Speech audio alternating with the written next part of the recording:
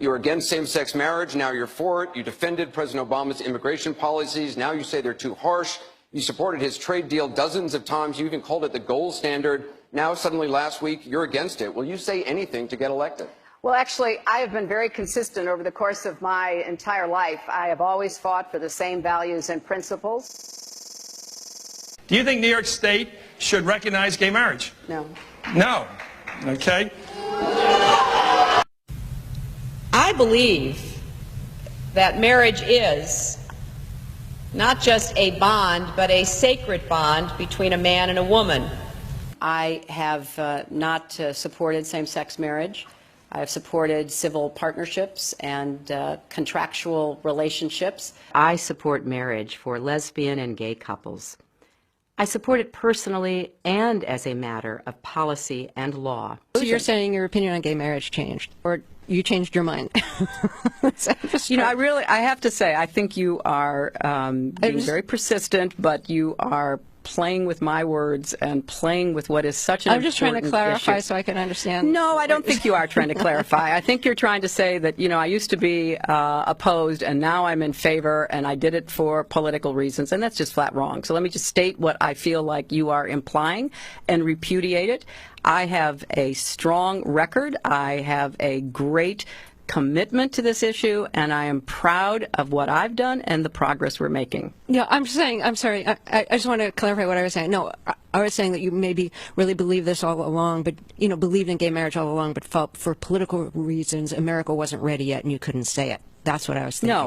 No, that is not true. It really is great how long you've supported gay marriage. Yes. I could have supported it sooner. Well, you did it pretty soon. Could have been sooner. Fair point. Just in July, New Hampshire, you told the crowd you, quote, take a backseat to no one when it comes to progressive values. I take a backseat to no one when you look at my record and standing up and fighting for progressive values. Last month in Ohio, you said you plead guilty to, quote, being kind of moderate and center.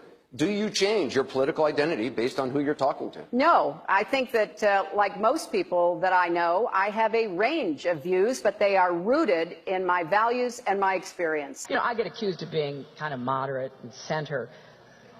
I plead guilty. Just for the record, are you a progressive or are you a moderate? I'm a progressive. Going through the emails, there were over 60,000 in total sent and received. About half were work-related and went to the State Department, and about half were personal, that were not in any way related to my work. When you speak to the public, you say, I turned over everything. That's, for the most part, a direct quote. When you talk to the public, you say, I turned over everything. 90 to 95% of my work-related emails were in the state system. If they wanted to see them, they would certainly have been able to do so. You know what? That is maybe the 10th time you have cited that figure today. It is. And I have not heard anyone other than you ever cite that figure. Who told you that 90 to 95% of your emails were in the State Department system? Who told you that? We learned that from the State Department in their analysis of the emails that were already on the system. The Inspector General report found that less than 1% of State Department emails, record emails, were captured. So they give a number of less than 1%, and you give a number of 90%.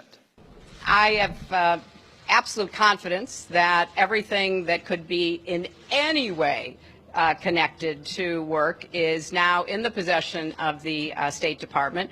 This pile represents the emails that you sent or received about Libya in 2011, from February through December of 2011. This pile represents the emails you sent or received from early 2012 until the day of the attack. There are 795 emails in this pile. We've counted them. There are 67 emails in this pile in 2012. And I'm troubled by what I see here. I can only conclude by your own records that there was a lack of interest in Libya in 2012. The server contains personal communications from my husband and me. Only time I got on the internet, I did 2 emails, and I ordered Christmas presents from a reservation. Otherwise, I found people said embarrassing things on emails. I didn't want to be one of them.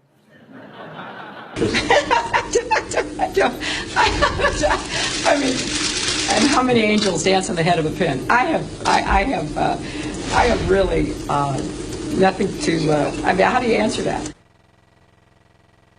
I represented Wall Street as a senator from New York, and I went to Wall Street in December of 2007, before the big crash that we had, and I basically said, cut it out.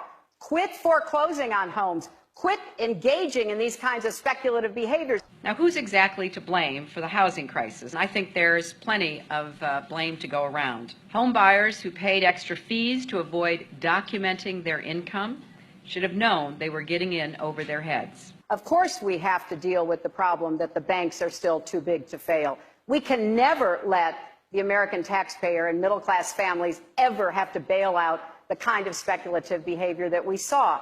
But we also have to worry about some of the other players.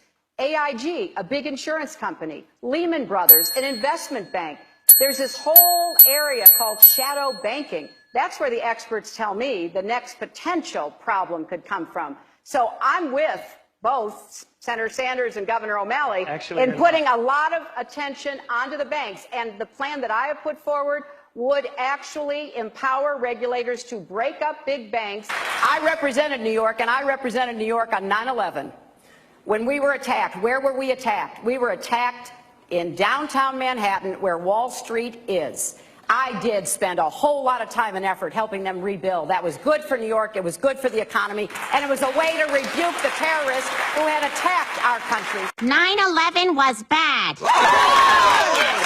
I agree with that.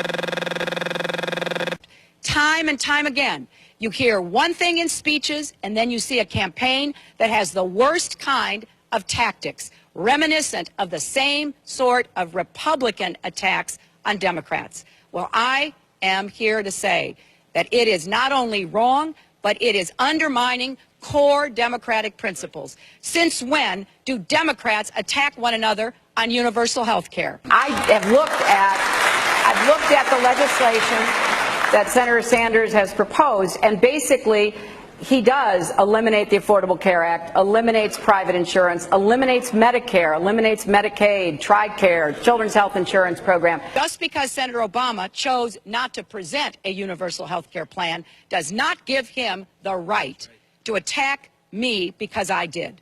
So let's have a real campaign. Enough with the speeches and the big rallies and then using tactics that are right out of Karl Rove's playbook.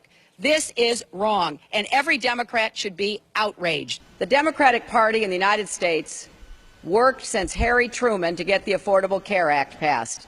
So shame on you, Barack Obama. It is time you ran a campaign consistent with your messages in public. Hillary Clinton's attempt to tout her foreign policy experience hounded her again on the campaign trail today. I made a mistake in describing it. She claimed she misspoke last week and was sleep deprived when she described landing under sniper fire in Tuzla, Bosnia, something that didn't happen. But CBS News has found several times in the past few months when Senator Clinton used the Bosnia trip to try to show her international experience. December in Iowa. We landed in one of those corkscrew landings and ran out because they said there might be sniper fire. I don't remember anybody offering me tea on the tarmac when that was happening. Then in February. The welcoming ceremony had to be moved inside because of sniper fire. And last week. I remember landing under sniper fire. We basically were told to run to our cars. Now that is what happened. Differing accounts of your trip to Bosnia, and I'm wondering if you can clarify. I know you recalled, ducking under sniper fire, and Sinbad in his account, who was on the trip, he said that the most dangerous part was remembering where he was going to eat next. He's a comedian, Jeff. He's a comedian. So you actually recall, hearing gunfire, and were you when we were flying into Bosnia, we came in a evasive maneuver. There was no greeting ceremony. and we basically were told to run to our cars. Now, that is what happened. After CBS News video showed what really happened when she landed and greeted officials, Senator Clinton maintained there were risks, but explained to the Philadelphia Daily News why she was seen on the Bosnian tarmac greeting a young child if it was really so dangerous. I was also told that the greeting ceremony had been moved away from the tarmac, but that there was this 8-year-old girl, and I said, well, I can't rush by her. I've got to at least greet her. So I greeted her, I took her stuff, and I left. Now that's my memory of it. Good to see you. Once again, her memory doesn't match our videotape. She and her daughter Chelsea lingered on the tarmac to greet U.S. military officials, took photos. There was the group of 7th graders on the tarmac, too. And then Senator Clinton walked to the armored vehicle where she did eventually duck and enter. It was one of the highlights of President Clinton's first term, passage of the North American Free Trade Agreement, also known as NAFTA. Critics blame NAFTA for the loss of manufacturing jobs in industrial states, including Ohio and Pennsylvania. Hillary Clinton helped get NAFTA approved. She held at least 5 meetings to strategize about how to win congressional approval. She helped the White House block opposition from labor and environmental groups, and she was the featured speaker at a crucial meeting. Participants in that event said, quote, her remarks were totally pro-NAFTA. There was no equivocation for her support for NAFTA at the time.